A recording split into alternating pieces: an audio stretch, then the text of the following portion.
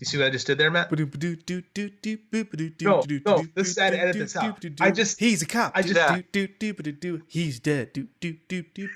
This is the pitch. Everyone's dead. Well, I know how you're starting the show this week.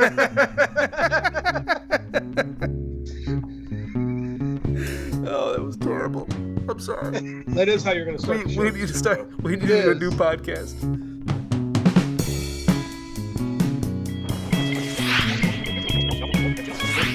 Hey everybody, welcome to the StoryBuilder podcast. I'm JD. Joining me always, Dan and Matt. Yes, that's right. Dan is here this time. I'm back, everyone. He is okay. He is safe. He is sound. He is comfortable now. See, Dan, you have a 1-bedroom apartment, and you weren't answering your phone or like answering anything. So Matt and I are like, God, I hope he's okay. Like, and then you're like, oh, so sorry, I fell asleep, and we were like, oh yeah, Dan. Well, I don't know why we got all worked up about it. No, I was off protecting the neighborhood from a random serial killer across the apartment from me. I was just gonna bring that up. I was like, wow. He's like, I beat you to the punch. I beat you to the punch. I was just saying your lazy ass fell asleep, but it's a combination of the two. Yes. So, what have you been up to in this quarantine world that we live in? Well, I actually just got done watching the Waco series. How is it? Okay. Really good. I think it might be, it's Michael Shannon. Michael Shannon's great in everything he is. Awesome. And Taylor Kitsch, someone who hasn't had many great things beyond maybe Friday Night Lights in his career, really, really brings it. And he was just really amazing in it. Wasn't he Gambit? He was. One of the X-Men movies? Man. Who now is Taylor Kitsch playing? Was he Gambit or was he Sabretooth? He was Gambit. No, he was Liam Schreiber was Sabretooth. Yeah. That movie sucked, by the way. Is Taylor Kitsch playing Koresh? Yeah. And he does a very good job of playing Koresh. Really? That sounds interesting. I mean, then they've got other really, really talented actors in there. They got John Leguizamo in a few episodes, and I mean, he's great in almost everything he does. Super talented. Oh yeah, and they've got Rory Culkin. Yes, another Culkin sibling. He's been around. Rory Culkin, hasn't he been around doing stuff? Or am I thinking of Kieran? I was thinking of Kieran. Okay. But I mean, Rory may have played Rory another sounds one of like McAllister cousins. Yeah. Well, that's a brother. I'm sure it's a brother. I've been watching Columbo. I saw that on your Twitter feed the other day. Columbo's awesome, guys. It's really good. Some of the technology stuff, the way he catches people, a little out of date because they're 40-year-old episodes. Jesus, almost 50-year-old episodes. But it's a great show. What was one way that he caught somebody that was a completely out of date technology? So the killer, she murdered her husband, but faked an entire ransom. And she had the husband call after he was dead by using a machine that called people, like an answering machine. So she had her machine from her office call there, and she used like audio tapes of her husband that she edited together, and she rehearsed a conversation. And Columbo's sitting, he's like, geez, isn't this machine really interesting? And like, because he always plays stupid, but he's a freaking genius. It's an amazing character. Peter Falk, like, you watch a few of these Columbos, you realize that he is a genius, but like plays down. Dresses like his whole thing is like he's a con artist working these rich people. It's this great, like, it's this great socialist story. He's this working class bumbling guy who's really smarter than all these rich sociopaths who are trying to get away with literal murder. And he outsmarts them all. It's awesome. It's so good. Like, I can't believe how much I love this show. No, I remember being out when we were younger and watching those shows. Because, our grandfather was really into those and the Matlock series, where he's more into the legal aspect of it all. Matlock is amazing. Yeah, I just got done watching all of the, the Agatha Christie's Poirot, the old BBC. It's BBC or ITV, if you're TV show. Same thing. I think they were BBC. And it just, I liked the Kenneth Branagh newer one, but I don't know, I just didn't. The Poirot character is much more like Columbo in that in the TV show. Where you can totally see where Columbo got his a lot of his inspiration from it. Like Columbo, I think Columbo plays off more of like I'm the fool, I'm the idiot. I don't know what's going on. Like really? Like whereas Poirot was like, no, I'm the smartest man in the room. Like I'm gonna be subtle about it, but I'm gonna make sure you know it. No, Columbo's just the opposite. Yeah, Columbo is like the Shakespearean fool. Yes. Because the Shakespearean fool is always the smartest guy. He always knows what's going on, but everybody thinks he's an idiot. But he's like, oh, sure, you go ahead and think I'm an idiot. Mm-hmm. I know what's going on. Like, and that's what makes Columbo so cool. Like, I cannot believe how much I love Columbo. What's interesting about Columbo, too? Columbo was not a show like a normal TV show. Columbo was part of a rotating series of shows on NBC. So NBC had like their mystery movies, and they had 4 different shows. And every week it would rotate between every week it would rotate between the different shows. So one week you get Columbo, the next week you get like McMillan and Wife, the next week you get McCloud, and the next week you get Heck Ramsey, which show I'd never heard of. I have no idea what it's about, but like is neat. And they're all like, they're not like 1 hour episodes. They're like hour and a half to 2 hours. Like, okay. Yeah. That's what a Columbo was. And I did not know that. I only knew the TV movies from when we were kids in the 90s. And I guess that was the format the entire time. Weird. I learned a lot about Columbo. So that's what I've been watching. What about you, Matt? Gosh, I haven't been watching a whole lot of TV at all. I've been watching a lot of old episodes of Frasier to unwind. Let's see. I'm actually excitedly waiting for Rise of Skywalker, ironically enough, to be on Disney Plus. Wow, you hate that movie. Yeah, I love watching. I love watching it again just to see how many things you go. Is there good things in it? There's some good hidden stuff that I might have skimmed over, but yeah. I still like the Star Wars characters and the Star Wars stories. I just started watching A New Hope with my little guy Miles. He made it about 20 minutes through it, and then stopped caring. Nice. And wanted to go back to watching Finding Nemo. That's all he wants to watch. Yes. Andy loves Star Wars clips. We just watch the clips on YouTube because he doesn't have the attention span to do a whole movie. But he keeps saying, "Go back to the Rancor. Go back to the Rancor," because he loves that part where Luke beats the Rancor. He thinks it's so cool, and he likes the Sarlacc part too. And Han in the carbonite. He always says, "Do Han in the carbonite. Do Han get stuck in the carbonite?"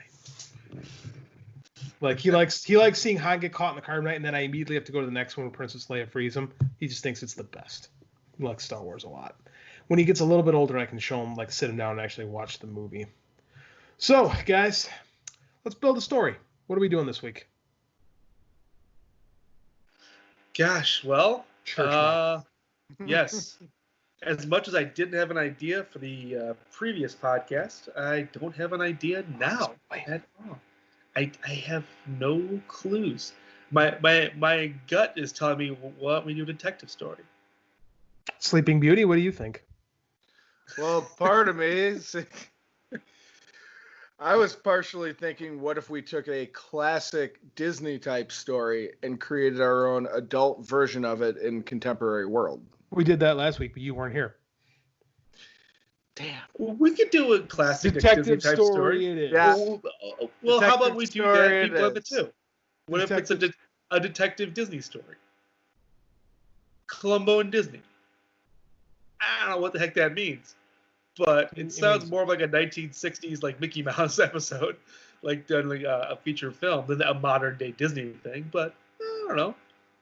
No, there's no Sherlock Holmes of Disney. There is. The Great Mouse Detective. Great movie, by the way. Gets largely ignored because it came before. Did the mouse have a lazy eye? No, you never saw The Great Mouse Detective? It's been a long time. It's really good. Vincent Price is the bad guy. It's awesome.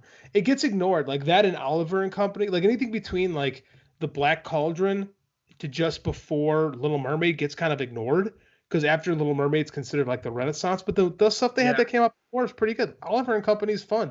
The Great Mouse Detective is fun too. Like there's good stuff. Billy Joel. Why should I care? It's a Billy Joel soundtrack. It's ridiculous. It is a Billy Joel soundtrack. It's a good movie. Good cast. Cheech Marin, Bette Midler. But no, the Great Mouse Detective is a lot of fun too. So I highly recommend that to you Disney Plusers. But let's but because they did that is literally Disney Detective. Let's do a detective story. Okay. So let's talk about hold on. We have so in stereo. That was awesome. And there's two ways to do. There's two ways to do a detective story: the who done it and the how did it. I think it's called. Like the one where the crime happens and like the Agatha Christie, where you get everyone in the room and you have to figure out who did what. I literally just saw DuckTales with Andy like that this morning, where they had to figure it out. Very much like 10 Angry Men, or not 10 Angry Men, that's a jury story. 10 Little Indians. Or there's like Columbo. In Columbo, they pioneered the idea this would make Columbo different. The audience knew who did it right away. It's up to the detective to figure it out. And you're watching the detective and the murderer play a game of cat and mouse, where he's trying to piece it together. Like, you've seen the crime. You know what happens. Now, so do you POV it from the murderers then? Like a la Rope? That's what Columbo. Hitchcock? Yeah, very similar. Like, the murder maybe happened just recently or just before the movie, the story started, and it's from the point of view of the murderers and them trying to keep getting away with it. Yeah, that is a Columbo thing. That is a Columbo. It's like, yeah. You see, that's what I think. So when you do one of two things, you have to figure out who killed them, which is harder to do. Mysteries like that are harder to write because you got to be smart, and I'm not that smart. But it's much easier to write because it's more character driven when you do the opposite way, the Columbo style, where you saw what they did, and you have to walk with the detective as they figure it out. Like there's a big difference between how you do that. What do you think? What would you rather do? Let me sidetrack for a second there, just to help answer that question. Dan, what do you love about detective stories like that? Or do you? Or what bothers you about them? Never really thought. But I do love detective stories. You know, I grew up. My mom was a huge fan of Murder, She Wrote.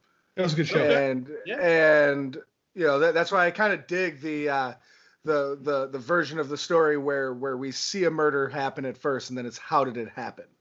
Because you always used to see that. You would see some sort of a murder happen first, and then she'd try to prevent, you know, that murderer from doing it again or just catch him. Mm-hmm.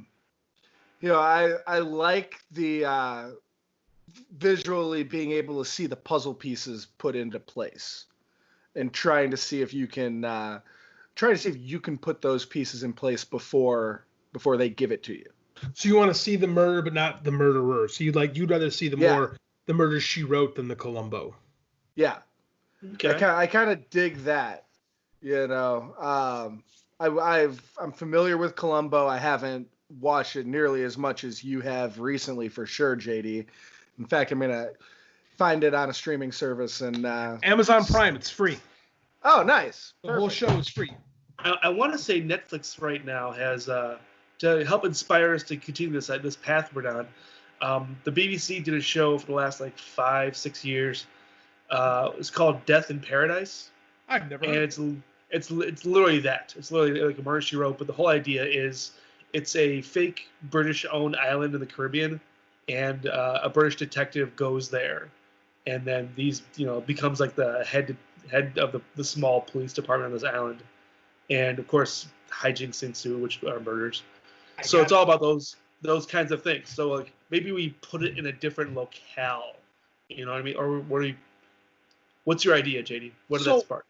What makes these stories fun, the detective stories, is they're less about the stories themselves are fun, but they're not as essential as the character. What draws these stories is the detective. Right? You keep coming back because you just heard me rave about Columbo. Angela Lansbury, grandma, shockingly, it was the 80s, loved Murder, She Wrote. Grandpa loved. Matlock is a lawyer, but he's really a detective because he's solving the case while he's, prosecuting. Yeah. He really was. It's a much fancier cop show. Yeah. It's much more amazing. I can't believe you figured this out while you were questioning the witness on the stand. Right. Matlock tricks everybody. But Matlock figures out the case before the cops. Matlock is more of a detective than he is a lawyer. Excuse me. So it's really about. Do we go the detective route? Do we go the lawyer route? No, okay, let me pitch you guys something. All right. Something else I watched last night. You guys know I'm a huge pro wrestling fan. I have another podcast, the Showdown Pro Wrestling Podcast, also available on all your fine podcast platforms. So, are you familiar with Matt? I know you probably aren't, Dan, but Matt, are you familiar with Dr. D. David Schultz? No. Okay. I know Dr. Death Steve Williams. Also an awesome dude, but no. Dr. D. David Schultz was a Tennessee heel. Bad dude. Like one of those guys that protected kayfabe. Kayfabe is the art of keeping the secret. And the heel is the bad guy persona in the wrestling folklore, in case you don't know about this is part of my everyday vernacular. It's the guy you want to boo. The guy you want to cheer. I use terms like heels and faces and works like an everyday conversation. I am a smart mark. I am the problem. And just get you up to speed too. Yes. A face or baby face is a person that you want to cheer for. The hero, the guy you want to, guy who ends up pretty much getting beaten up by the bad guy. The beautiful, pretty baby face gets kicked in the face by somebody's heel. Correct. Go ahead, JD. The heel is the villain. Dr. D was a great heel, especially in Tennessee, a territory where you had to talk, and he could really get people all riled up. Well, he was also really good friends with Hulk Hogan. And when in '84, when Hulk Hogan comes to WWF and really starts making a big deal, he pushes Vince McMahon to bring in David Schultz, Dr. D. David Schultz with him, because Hogan knew they'd have awesome matches and they were good friends. And Hulk Hogan understood that he was only as good as the villain he had to work with. Right? Okay. If there's not a good villain, nobody cares about what the hero can do. So in Hogan's first year in the WWE, the guy, he only works with he doesn't really have a true enemy, but he works with John Studd, Dr. D, and Paul Orndorff a bunch, and that's really it. But the only one he had a kind of a story going with was David Schultz. Okay, so I'm going to get on this. In '85, wrestling's getting super popular. 2020 decides they're going to do an expose on pro wrestling. And at Madison Square Garden, they have WWF has a show, and 2020 is going to do an expose, and they show up to interview people at the show. Well, Vince McMahon finds the toughest dude in the locker room, Dr. D, and says, hey, they're going to try to come in. This is kayfabe era too. So you keep this secret. Everyone knows wrestling is fake, but nobody, those guys will fight to the death. If you tell them wrestling's fake, they'll kill you. You're not supposed to know that it's fake, but everybody knows it's fake. It was this weird conundrum of pro wrestling. So anyways, Vince says he's going to ask you protect the business, be in character the whole time. So Dr. D's all right, I'll do it. So, John Stossel comes up and he starts interviewing David Schultz. And John Stossel, he's an arrogant prick and he's a dick, especially on camera, because he tries to outsmart everybody, with his little spiel. And Dr. D's not having any of it. He tries to ask him questions and David Schultz snaps on him. And he goes back and he finally says, is it fake? Well, David Schultz hauls off and slaps him across the face and says, was that fake? And he drops him. And he stands back up. And on the dark side of the ring, this documentary I watched on him, Schultz goes, where I come from, if you punch a man, he falls down, he gets back up, you hit him again because you don't know what he's going to do. So John Stossel gets up, and David Schultz smacks him on the other side of the face. He drops again, and then they leave. And he's like, is that real for you? Consequently, he gets sued. Vince McMahon gets in a lot. Vince McMahon, the WWF gets sued. Vince McMahon gets in a lot of trouble. The best part is John Stossel basically has to lie on the stand and say that he had all this damage to him. So in John Stossel's attempt to show how illegitimate pro wrestling is, he wound up having to work an injury. It's the most bitter irony of all time. Well, David Schultz tried to do. Well, Hulk Hogan. That was a wonderful, wonderful story. It's a great story, but that's great. Hold on, it's great. No, I got to go. Schultz afterwards couldn't get a job in wrestling, like he got blackballed pretty much. Okay. In reality, his attitude kind of screwed him in a lot of places. But after about 2 years, he couldn't get booked in any of the promotions. Okay.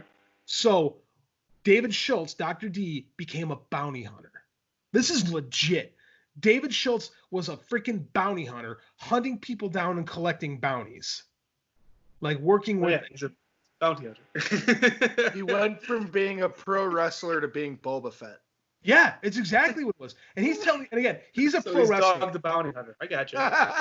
But Yeah. like D the bounty hunter. But Dr. D was 6'6" and 250 pounds, jacked, and he had the Tennessee accent. He's like, "I'm gonna come get you," and he was telling these stories. And if he's a wrestler, so I'm sure he's working a lot of them. But oh my God, are they great stories? So it got me thinking, what about that for like a private? But instead of becoming a bounty hunter, it's a private detective. Are you saying it's a private detective who used to be a pro wrestler? Used to be a pro wrestler. I like it. It's freaking bizarre. It's bizarre. It's unique. And it's just interesting enough that I have no idea how the heck that would help him out. But okay, I'll bite. I'll watch the first 5 minutes and see if you win me over. His daddy was the sheriff in town, so he grew up wanting to be a cop until the pro wrestling game came calling. I think now he's older, so it's like an older dude. So he's like in his 50s, maybe even 60s. Like, and so he's slowed down now. Like maybe he used to bounty hunt, and now he's slower. So now he's just a private eye. Okay. It's no more ridiculous, Jessica. I almost said Jessica Tandy. Her name was Jessica on the show. Then Jessica Fletcher. Thank you, Dan. The novelist. I thought you were going Jessica Jones on that. I really did. Jessica I don't know Jones why. Private eye. No, I get it. Female private eye. Yeah. I mean, like a lot of these are like these. How many it's almost a cliche to have like a priest detective character like Father Dowling. Yeah. Like there's like a ton of them. Yeah. So why not a former 80s era pro wrestling heel? So you can have like, he's not a nice guy. He's a big, ornery Southerner. But he's also smart. Do you do it of today or do you do it of the era? I would do it. Is this a timepiece? No, I would do it today, but now the guy's in his 50s, 60s. Yeah. Like the guy's older now, so he's slowed down a little bit. Like, so you get that little bit of a, like he's not afraid to haul off and slap somebody, but he's a little bit more calm now. Like he kind of holds back a little bit, like almost like a Clint Eastwood character. You know, where you know that you just kind of, you know, like any minute he could, like the switch could flip. Yeah, but him being a pro wrestler in his past. Yeah. The audience of today doesn't really think of those people as like fighters, like UFC style, like shoot fighting, like fighter. Correct. So why would they assume he's like? They don't. Terrifying. They don't. That's the problem. We as the audience know. And this guy gets called out, one, because he's old, two, because people think he's a phony. And that's what drove. I think we should legally have him with as much as similar of a background as possible before we would get sued. You know, without having to write David Schultz check. It should be he got blackballed from the business. Just having described who David Schultz was, I almost said Dave Schultz, but a whole different wrestling area. Describe more of this character to me in your head then. Let's start with the situation. Who's our first murder? Well, I'm building character first. Like I don't know who this character is. I'm trying to attack it by going plot wise instead of character. No, I disagree. These things are all character first. You got to get into the character. If you like the character, you'll follow. You'll follow along. Like he could almost be like, okay, you know The Fugitive, right? Dr. Richard Kimball, Sam Spade, the real guy, Sam Shepard. His name was one or the other. His name was Shepard. There you go. Sam. You know what Sam Shepard did after he was found not having to have killed his wife? That's a true story. You know, The Fugitive, based on a true story. He was a pro wrestler. That's what he did. He developed the mandible claw, the Mick Foley move. True story. So I mean, there's interesting. That's the thing. Like, there's a lot of interesting people that go into the world of pro wrestling, especially with this guy as a retired pro wrestler. People wouldn't remember him in a lot of cases. So you would get a chance to have some action, like a little fisticuffs. And he's a smart guy. Like, I would play up the Columbo aspect. You know, Columbo always downplays how smart he is. Yeah. society downplay how smart this guy is. One, he's a former pro wrestler. Two, he's got a Southern accent. Yeah. Three, he's a little rough around. He looks a little rough around the edges, so people think he's a big dumb hillbilly, but he's not. Like, I almost think this guy played college football, because that's the background of a lot of old pro wrestlers. They're college football players.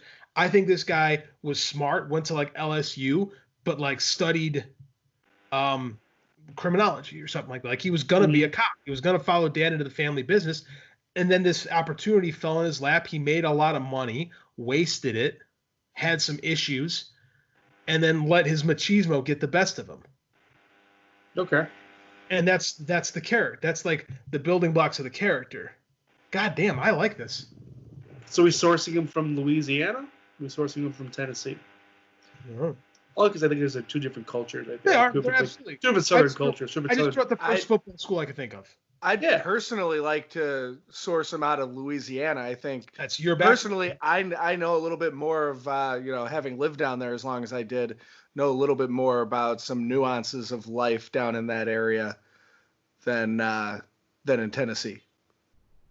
Plus you could get into, if he's going home, JD's got an idea.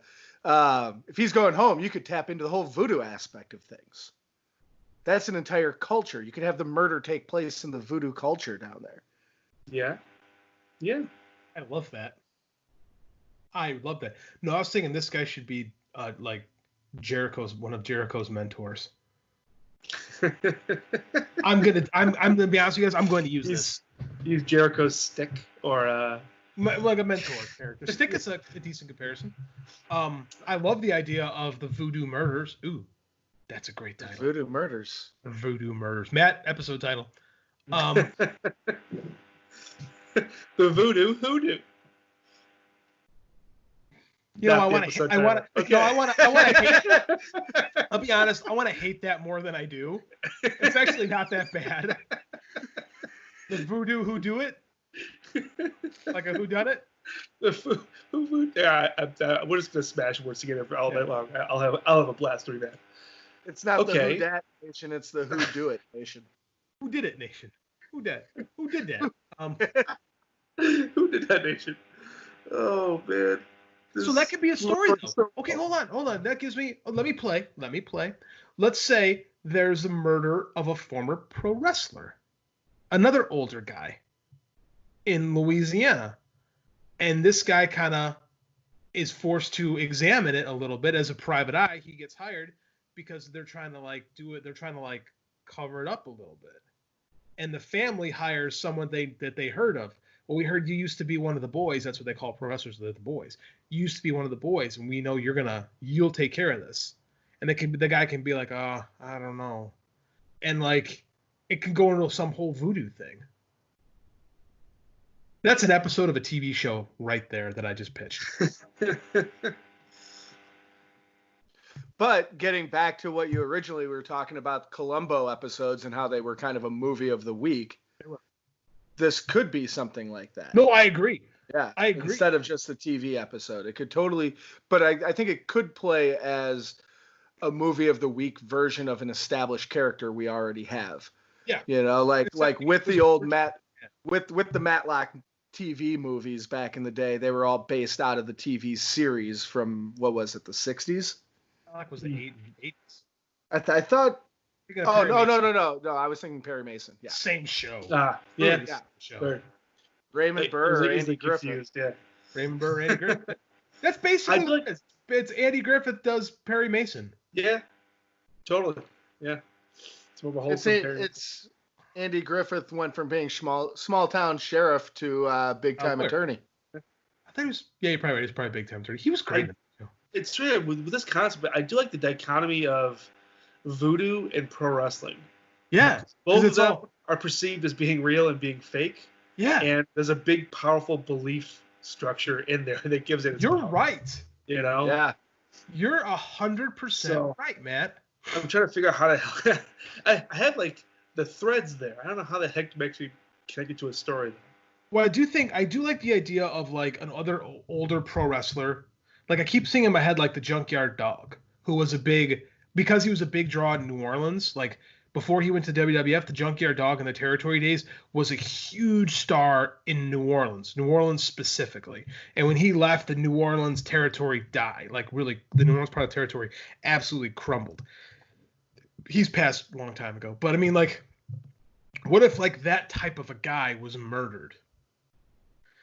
And like the real police like kind of covered it up a little bit because they didn't want the whole thing to like kind of get out. But it's like, he was murdered by like he had gotten into some shady shit and he got involved with some voodoo people. And his daughter, I'm thinking daughter, it could be widow, it could be ex-widow, it could be something like that. Reach out to our detective and hire him to be like, look, we don't trust this. We don't trust this process. We want, you know, you're used. They didn't know each other, but you used to be one of the boys. We know that you'll take care of one of the boys. And he's what if the cops don't want to get into it instead of the cops being like behind to cover it up? What if the cops essentially cover up and super under the rug because they believe it's a voodoo murder, and they really do, and they don't want to get into it because of repercussions and whatever. So they don't want to. There's a belief structure there where the cops don't want to get into the voodoo. It's like messing with the mob kind of thing. Could be. I don't know. I don't know enough about it. It could be like the pro wrestler knows, okay, well, there is some like voodoo doll aspect of it all where it was the voodoo doll that got tortured. That the real guy died because of it. And then the cops go that far and go, okay, well, maybe this is actual voodoo. I'm not going to get into it. And the pro wrestler knows about the show. The voodoo doll aspect of it is the doll is the least interesting about voodoo to me. Like there's so many more like Serpent and the Rainbow type of things I think you could go into. I played with a little bit of it in one of my Jericho stories, but I didn't really get into it too much because it was a 10,000 word story. It was a really short story. But there's I was really gonna pitch the idea of having like a My Buddy Pro Wrestling pillow action figure getting tortured. That's a terrible idea. Ultimate Warrior one of things. No, I don't like that because it's a little too child's play, and I don't want to do that. Like, I think here's what would be cool is if there's some kind of a magic involved into it, but maybe it's real, maybe it isn't. So it's a little bit you playing on pro wrestling. Like, the thing about pro wrestling is those dudes bleed because they take razor blades and slash their foreheads. Like, there's blood. It's real blood. Mm-hmm. But it's just brought about in nefarious means. So it's something like the magic can be something like that. Like, it's real, but. So does a pro wrestler die in the ring? No, I want him to be old. I want these guys to be old. Okay. Like, that's my feel. Some way to like. He should die somewhere familiar to him, though. I agree. Like, it shouldn't. I get what you're saying about it being Matt about him maybe dying in the ring to tie it back to what his past was, but maybe he dies like. I don't know. I just feel like if you're in New Orleans, you have such a great setting, those dark, multi-100-year-old streets. Dan, where should he die? You lived there for 5-6 years? How long did you live there? It was like 6.5 years. Yeah. Where should he die? If you were to kill someone scenically in New Orleans, where would it be? Well, let me think here. In my experiences in killing people scenically in New Orleans, I think there's a small area in the French Quarter. I want to say it's called Pirates Alley. And it's really small. It's right next to a church. And there's like some old, there's a really old bar that's right there in Pirates Alley. Is it Lafitte's? And no. Lafitte's is on Bourbon. Is it on Bourbon? I remember that record. Bourbon. Yeah. Okay. No, but it was legit like pirate right bar. There. Yeah. Well, it's called Pirates Alley, I believe, but the bar itself is your classic, old New Orleans type of a bar in the Quarter. But I think something like that could be really cool. Please explain to people who don't speak Kunas. No, just your classic old watering hole type of a place. It's not like themed like it's a pirate bar or anything of that. Oh yeah. It's a dive bar. Right. It's a dive bar. It's a dive bar. It was a bar that was frequented by pirates. Yeah. Not back in the day. Yeah, I don't know if people realize that in New Orleans there are bars that legit pirates went to. Not like we're not talking like dudes dressed up like Captain Jack Sparrow. Like we're talking legit pirates. Yep. That's It's cool. crazy. That's cool. But if you really wanted to, like you could take that setting, but in the liberty of storytelling, it could be a Lafitte's type of a bar. I think maybe having him leave the oldest bar in the country could be much better for the story. I agree.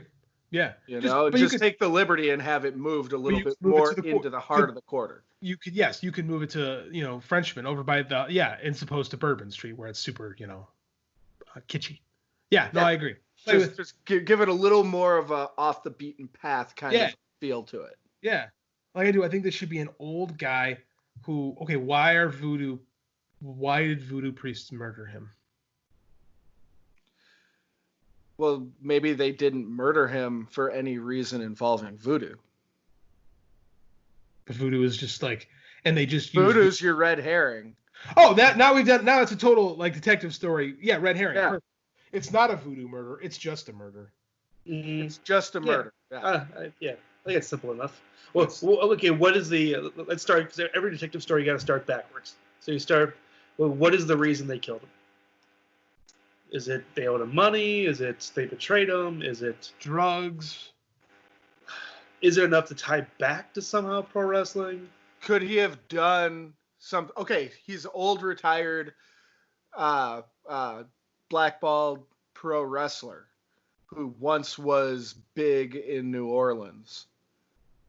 Maybe he rubbed someone the wrong way back when. Maybe whoever. Maybe it's the son of whoever it was. Maybe there was another wrestler that was his rival back in the 80s. That stuff's a work though. So that's another good this is another good red herring opportunities because that's a work, right? Your rivals, like the guys you work with in the ring are rarely your rivals. Like your true rival in pro wrestling is the dude next to you on the card. Like if you're the number one babyface, your rival is the number two babyface. Like if you're the number one babyface, you're working with the number one heel. That guy isn't really your rival. That's your partner. You're married. That's the phrase. They're married. Because they work together to make money. That's Hogan and Schultz. Hogan's real. They're a two-person show. They're a two-person like vaudeville show.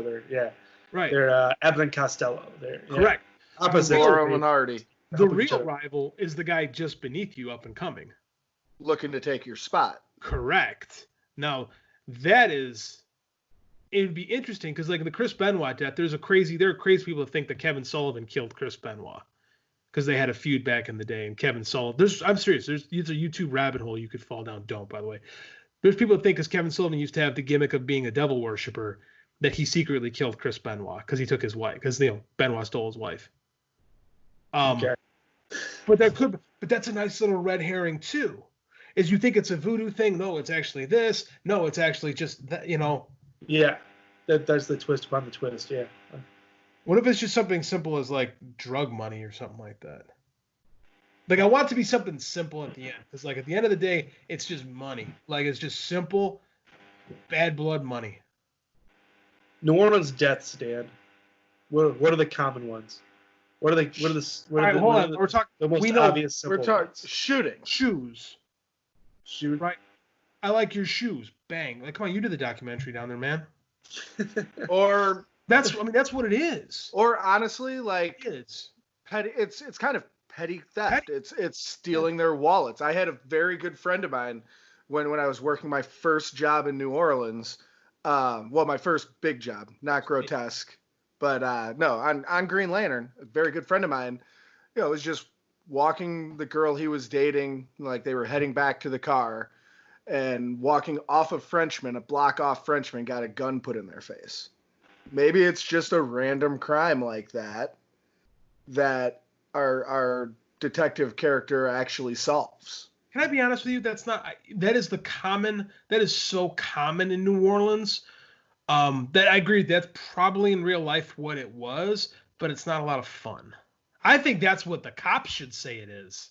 Maybe tie into old New Orleans, that old blood money that runs down there. Those getting to the $1 million 200-year-old mansions in the Lower Garden District or up on St. Charles. Now you're talking. Get some old school money. Those great families that have had, an influence in New Orleans for multiple generations. Okay, now there's that okay. high society world that adds the soap opera like drama. Yeah, I would love to put, because I told you about why I loved Columbo was the working class hero versus the high class villains.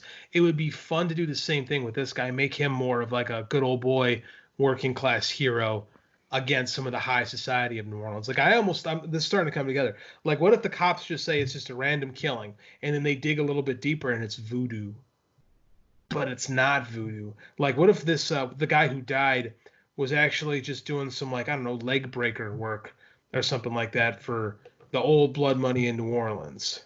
Leg breaker work. I'm confused. What is leg breaker work? Little muscle, like, yeah. Okay. Going out putting a little influence pro wrestling on someone. here. So like his leg breaker a pro wrestling terminology. No, what if a guy? Okay, what if this guy? He's a leg breaker. He submits with a figure four. I didn't know what leg breaker. I don't know like the muscle of like the mob kind of thing. Gotcha. Mob muscle. Yeah. What if the guy who died was similar to this guy? He was a pro wrestler, made a lot of money, but it all disappeared. Right, so now that his career is over, he's had to do whatever to make ends meet. Like, that's another. Dino Bravo was a mob guy who got executed after his career was done.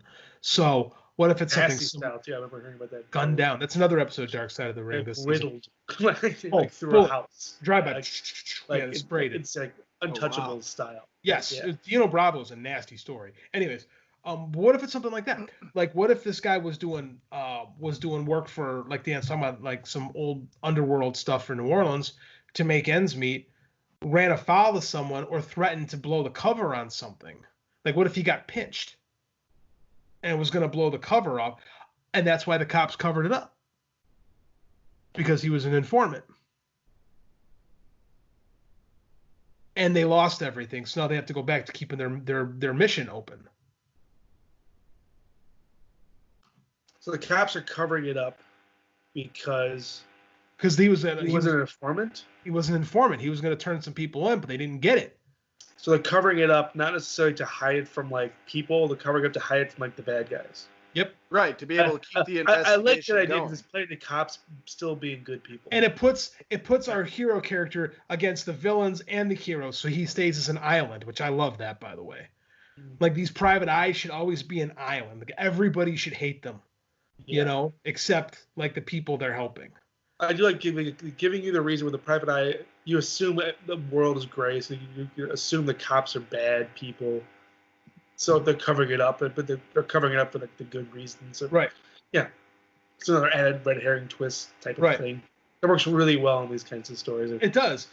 That's actually a lot of fun. And these high society folks set up this voodoo thing to, like, blackmail. Let's be real. To blackmail, like, black folks to take the attention off of him. So I think the guy who dies should be a black. Like, I almost think he should be like a pastiche of the Junkyard Dog. Okay. So the guy who died. Gotcha. Former black pro wrestler. So he could almost mirror our detective character. So in a way, our detective's almost working out his own demons by taking on this case. So is the detective and the guy who got gunned down our junkyard, were they working together? Were they buddies? Were they friends? Is there any kind of connection there at all? Maybe they knew each other. Maybe they worked each other once. Okay. I don't know if we were connecting those dots or not. No, I think they reached out to him because he was one of them. Because it's also better if it's a little unfamiliar. Who's trying to figure it out? Our detective. I mean, like, somebody's reaching out to him. In all those Columbo stories, it's like the granddaughter is like reaching out to him. Right. It's somebody like connected, but not necessarily connected. No, it could be the grandson. Have it be the grandson who, this was his grandpa. He got all these stories from grandpa, about his days back as a pro wrestler and his good times when he worked with this other guy. And, this other guy, he got out of the game, he wound up, being investigator or cop somewhere. I don't know. Like the grandfather lost touch with him. But then how does that the causes, grandson know that? because he's been told someone told these him. stories his whole life. No. One of his friends told him that, like another former worker. Because someone in wrestling, if you don't know the guy, you know a guy who knows the guy. Okay. So maybe it was his Okay. former friend. You know. I'm just trying to kick that's like well. Yeah, it's very.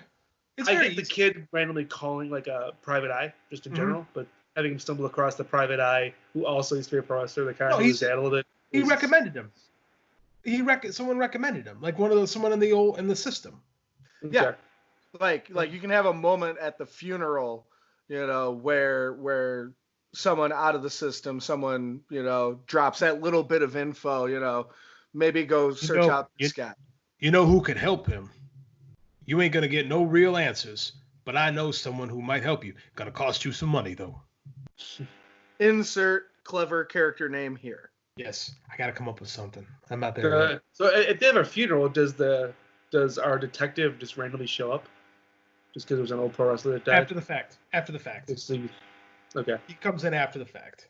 Who was our Columbo? What's his name? I told you. I don't know. We gotta come up with a name. That's what I'm talking about. Yeah, I don't know. I love Dr. D, but it's got to be something. I can't name that. D just sounds too pornographic. Oh, I agree. No, I agree. It's I love the fact that was his nickname. Professor E. That's terrible. That's even worse. Professor E. Eric Anson. It's a 7 minutes joke. I almost want it to be something like where they call him what his gimmick name was, and not his real name. I think it's kind of cool that they call him Dr. D, but I don't know if that should be like the name of like. No, because in pro wrestling, okay, if you go in a pro wrestling locker room, if Chris Jericho walks into the room, they don't say, "Hey, that's Chris Irvin." They say, "That's Chris Jericho," and you call him Chris Jericho. Mm-hmm. Like the Undertaker, they call him Undertaker, or if you're a friend, you call him Taker. No one calls him Mark. Yeah. Like CM Punk, Phil Brooks. So does our detective steer into that and play that off, and like he sells himself as being the old pro wrestler, or is he like? No. I think is that part of his past, and he sells himself as Mark now? No, it's part of his past, but I still think the nickname is just stuck because it's marketable. Like Louis Jones isn't a very marketable name, but his nickname, his work name, should be there. Yeah. Okay. Like I keep honestly like the captain. Like that's not a good one, but that's the first one that popped into my head. Yeah. The commander. The detective. The commander. No, it's not that good. Like it's got to be something like that. But something like that, like honestly, I think I like the captain, to be honest with you. But we're gonna keep the pirate theme thing. I don't know. No, it's just something like there's something there. Like to me, it'll come. The butcher. Commodore. The Commodore. That's not right. He's got to be like a tough guy. Okay. Queequeg. Queequeg was a tough guy, but no. Do you get that, Dan? Do you? I hope you know who Queequeg. I don't. Yes. Queequeg was a character in Moby Dick. Moby Dick. He's got with all the tattoos. He was native. Was he a native character? It was a Native American. I don't think he spoke. I don't think Queequeg spoke either. The whole thing. But the joke at the end of Moby Dick is the ship survives, and is it Ishmael survives by floating on a coffin, and the coffin is Queequeg dies. Oh, it's Queequeg's coffin. That's right. That's what it is. Coffin.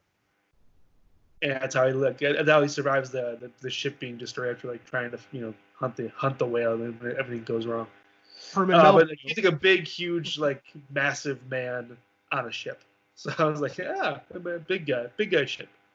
Queequeg is kind of cool. I'm gonna file that away somewhere as a name for like a big dude at some point. Queequeg, but like not for this one. But I do like it. I'm not gonna lie. That is actually a great name for someone that no one will get but you and me and anyone else has read Moby Dick.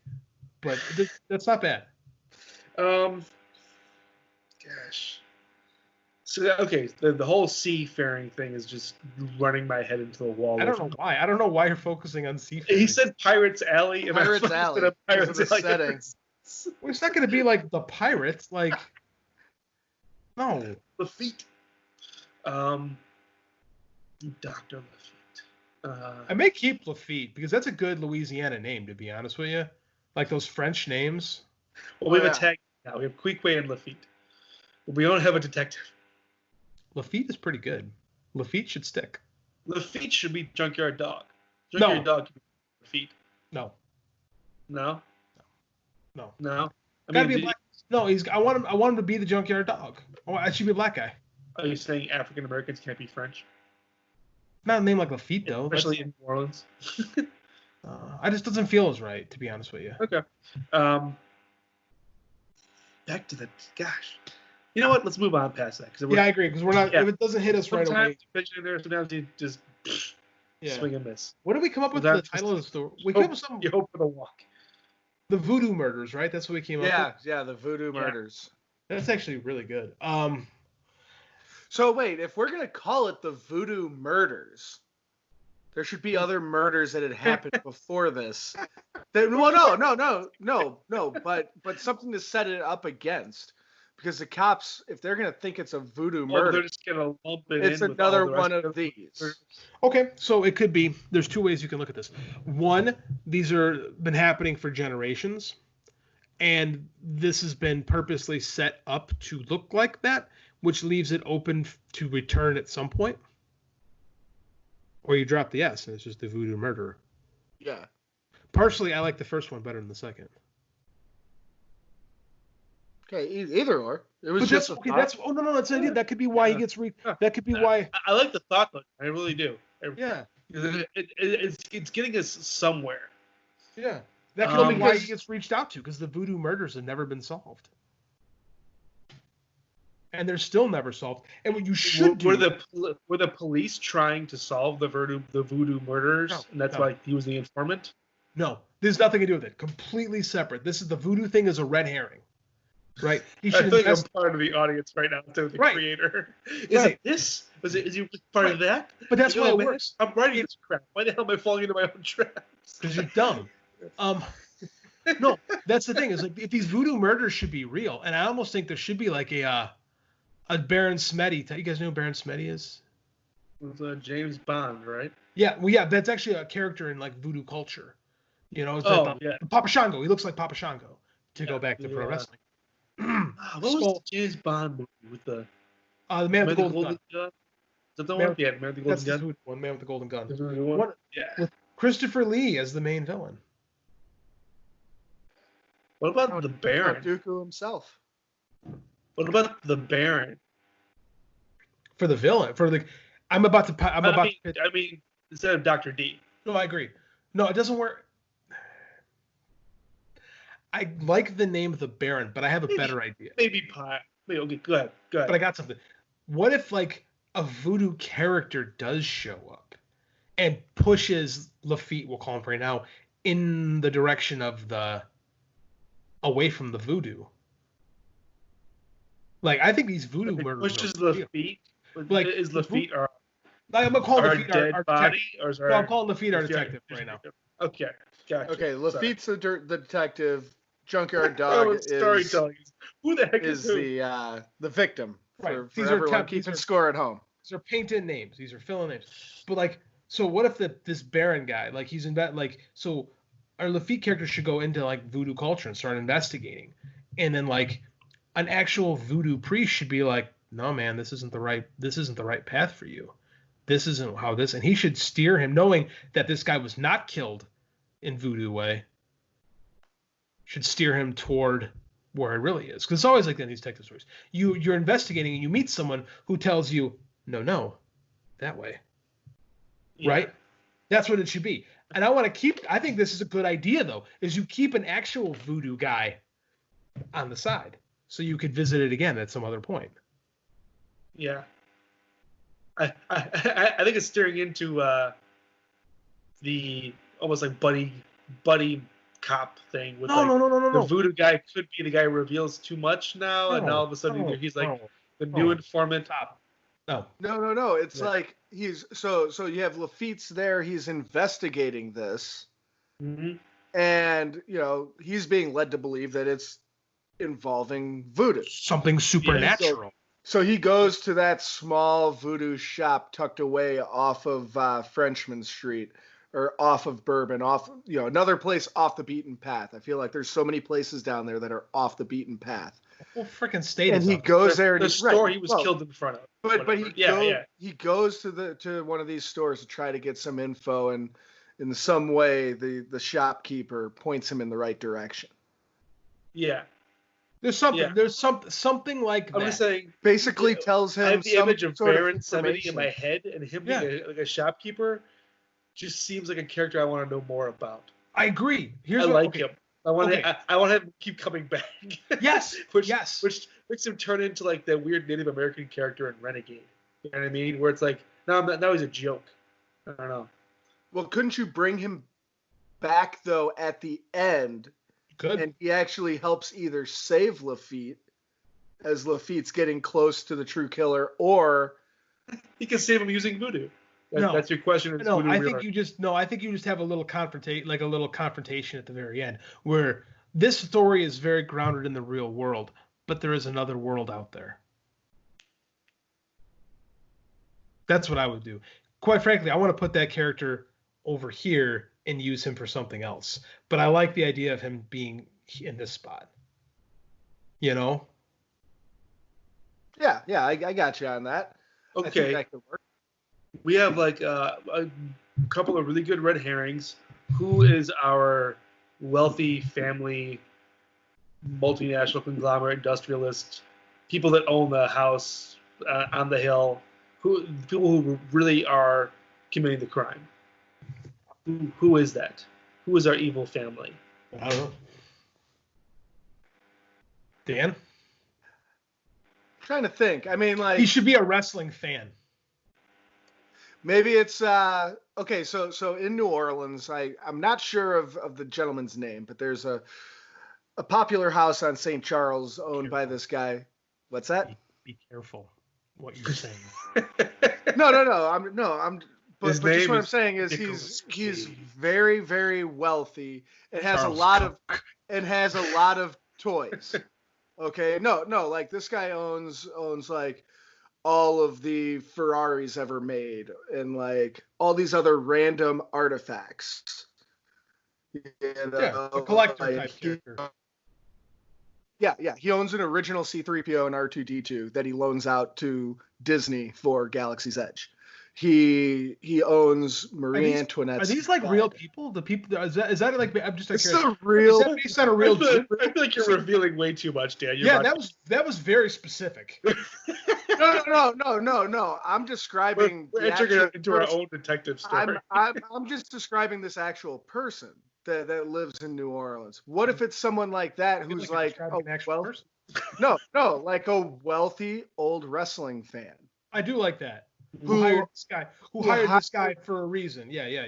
Yeah, and this guy basically, Junkyard Dog, kind of. We've done this to the Junkyard Dog. Tell the secret. He's discovered the secret of this wealthy collector, and winds up becoming his victim. Right, that's what I'm saying. Like they're working together. Like he was doing like some leg breaker work for the guy, and then. The cops were going to flip him. He became an informant. Then he had to be rubbed out. Yeah. So he was going to turn, and then so it comes back to being, we've spun this web of, is it voodoo? Is it, dirty cops? But it really just comes back to a guy was going to be exposed for what he actually was and decided to kill him. Scooby fucking Doo. It's always a rich white guy looking to make more money under a mask. Am I wrong? Isn't that every Scooby-Doo? So what if the rich guy hired JYD as like obviously it's him hiring him to do, I guess, roughing people up, but what's the disguise for that? You know what I mean? Because the cops follow that trail. It's like, oh, well, why did this rich guy hire a Junkyard Dog for anything? No, the cops know. He's working for him. Yeah. Okay. How do people like? I don't know. I'm trying to throw the red herring in there. It's like, no, he's my butler. I hired him to They don't know. to Nobody mow the knows. lawn. Nobody knows. Why would anybody know that they work together? What do you mean? Why would anybody know that our junkyard dog character works for the super rich evil guy? Why would that be a thing? Why would anyone know that? You don't announce because he's a fan. Because the super rich guy supposedly we're going with, he's a fan. Correct. That's why he did it. But when you hire people to do evil illegal work for you, you don't take out press releases to say, "Hey, I've just inked a deal with so and so to run drugs and kill hookers for me." No, you just pay the guy and you pretend like you don't know each other. Every great crime story has a guy that's working with the bad guys. Yeah. I think this whole thing works.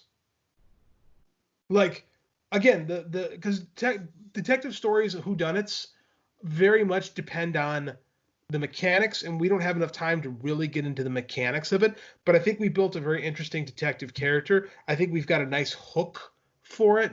I think we got a couple red herrings. And I think there's enough, guys, I'll be honest with you, there's enough right here that I really want to go write this book and write like 10 books featuring this guy. I think this would work great as a book series. I think it would work best in that because of the fact that we're dealing with some really vast cultures here, the world of wrestling, the world of voodoo, the world of like New Orleans history. It gives you the opportunity to really give a proper backstory because, as we all know, anytime you see something on film, it's a bridge from what could be written. Right, 100%. Okay. Like I would absolutely love to write this guy. I have to change it a little bit. Like I have to change the background. Yeah, it'd be fun to hear this story. It'd be fun to be cool. It would be interesting. And my mind keeps dead ending right now at. Usually in those Columbo stories, and a lot of those detective stories, you know who the culprit is early on, but even if you don't know, they are the person who committed it because they're the only character they've been talking about the whole time because they're there in the cast early on. Mm-hmm. If it's this rich guy who owns everything, how is he like revealed early on? I don't know. Figure that out. Maybe he's revealed, when Lafitte is in New Orleans and trying to investigate this, you hear news clips of this guy. Maybe he's like been running for mayor or something of that sort. You hear his name elsewhere, but you never really see him. So then when you're introduced to him, it's like, oh, this is the guy that they've been talking about. They meet. Lafitte meets this guy before he knows he's a suspect, and this is the guy who goes, "You're so and so. You wrestled blah blah blah at this and at that and then this and da da da da." That's how we meet him. And it would make sense. He would know that is indeed this former pro wrestler because he's a collector of a fan. old artifacts of years gone by. Old newsletters and old Kellogg's. He's a hobbyist. Yeah, absolutely.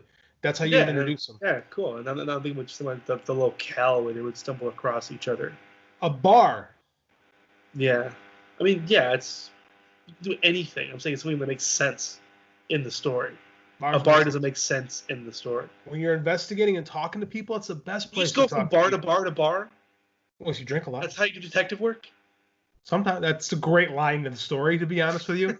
That's a fantastic line. This is how you do detective work. You just go from bar to bar to bar, and you can go, yep.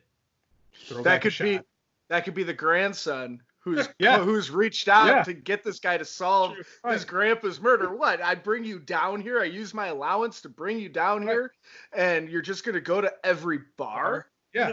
Why are all my jokes always taken seriously and they work out? But that's true though, man. That's where you talk. That's where you talk to people. Or maybe it's not just that he goes there just to talk to people. Maybe alcoholism was a part of the reason why he fucking fell from grace. Yeah. Sorry, I swore. No, it's fine. Yeah, it's. I mean, like, we go from bar to bar to bar. I can imagine in New Orleans that would take a while. But I mean, that's the thing, though. But what a great place to like get information about people. You go to dive bars. It's kind of like New Orleans too. It's like, if you want to know something in New Orleans, go to a bar. Dude, that's where like you get a lot of these stories, a lot of the history. Yeah. That's how he finds out about this. Like Yeah. even think back to Field of Dreams as I tie this back to a completely non-detective I want to movie. see where you're going with this. Continue. No, where do they go when they're looking for information on Moonlight Graham? Where are they? Go to the bar. They're in a small town bar. And that's what I believe James Earl Jones actually says a line similar to that. Yeah. And he's interviewing the bartender, right? I believe it was the bartender. I don't know if it was a bartender or a patron, but maybe like one or the other was being interviewed. The other one chimed in. Yeah. At some point, because there was only a handful of people in that bar. It was a bar, right? I'm not crazy. I'm pretty sure. I mean, in addition to going and watching Columbo after this, I'm going to fast forward to that part of Field of Dreams just to make sure. I've been kicking myself because I'm like trying to find the right genre to write in that I'm interested in. Because like I can't be a romance writer, as you guys know. I don't have that in me, and I want to make money. And like I'm trying my hand at different things, and I'm looking to do something thrillery that's not so because my Jericho books are really supernatural heavy. You know, I know you guys haven't read my books, but I mean like they're all monsters things. My best friends in the whole world. Your books have words. Words are scary. Mr. I want to be a writer. That's why words scare him. Mm-hmm. Embrace the fear. So I've been looking for an avenue into something that's a little more grounded, but I can stay in the same world. Yeah, detective novels. Yeah, so I'm looking to do that. Agatha Christie. Yeah, there's Sir, tons. Arthur Conan Doyle. Yeah. The category on Amazon is called Hard Boiled. Hard boiled. You could easily tie it back to Ethan Jericho with having this character be. I'm going to introduce him in the next Jericho. I've just decided this as we're doing the podcast. I'm going to introduce him in the next Jericho book, and he did some training of Ethan Jericho when he went freelance. That's awesome.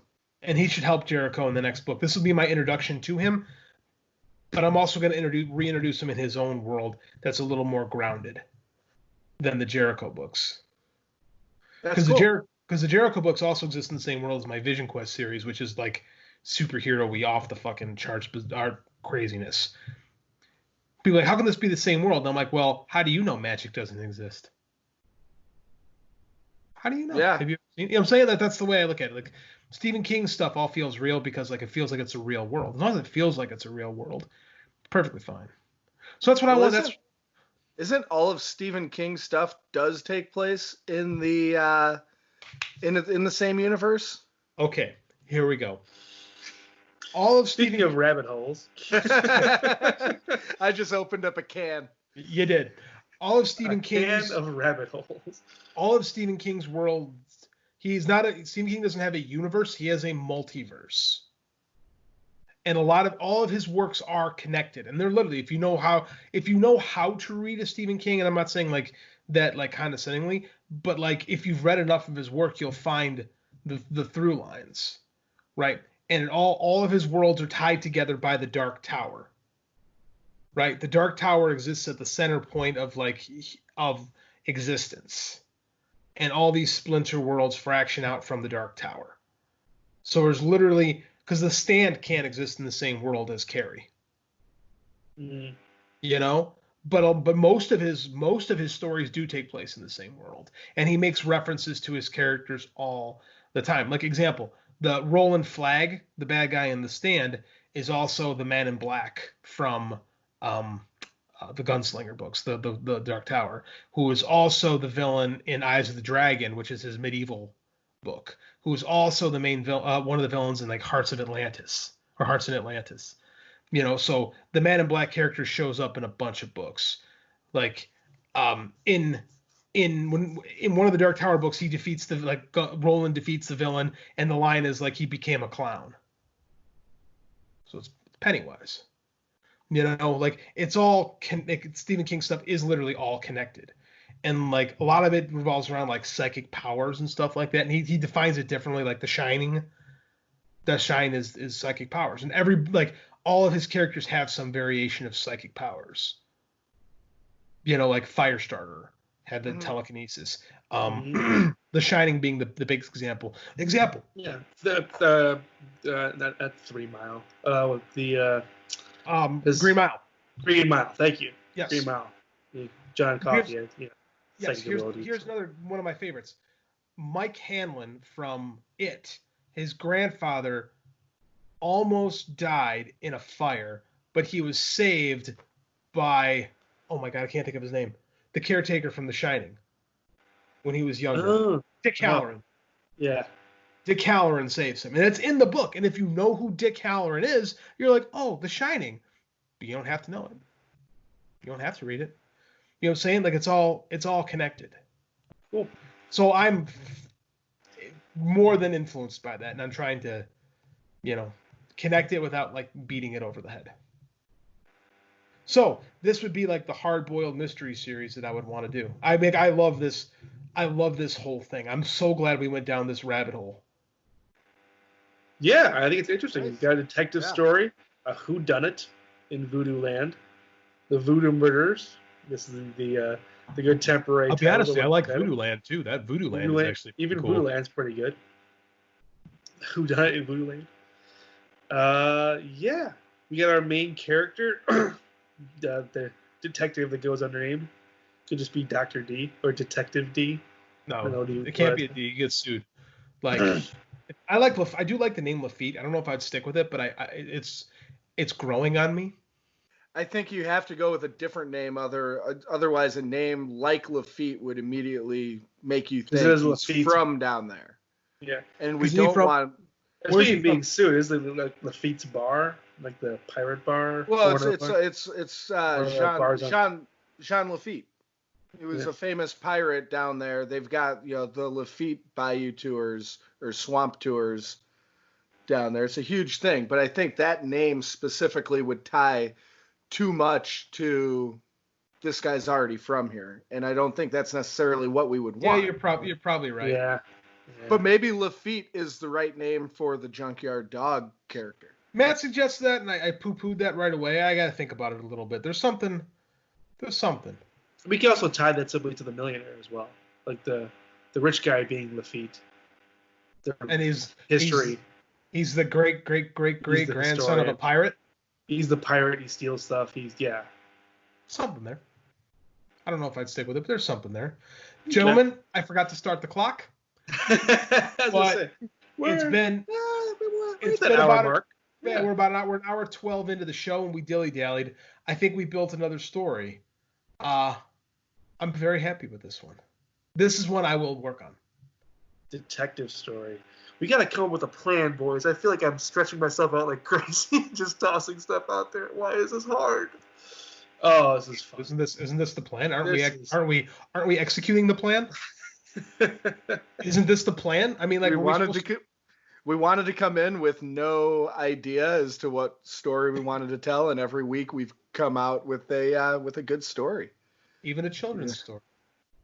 Like we've really run the gamut. Like we did, to recap, we did a thriller, we did a slasher film, horror story, we did a romantic comedy, we did Superman, and now we've done a detective story, like a 70s style. Like a 70s, 80s detective show style detective story. Whodunit, yeah. A whodunit. And, and every time we've not known going in what we're going to do, which just goes to show how much fun you can have putting a story together. And I think it would go a little something like this.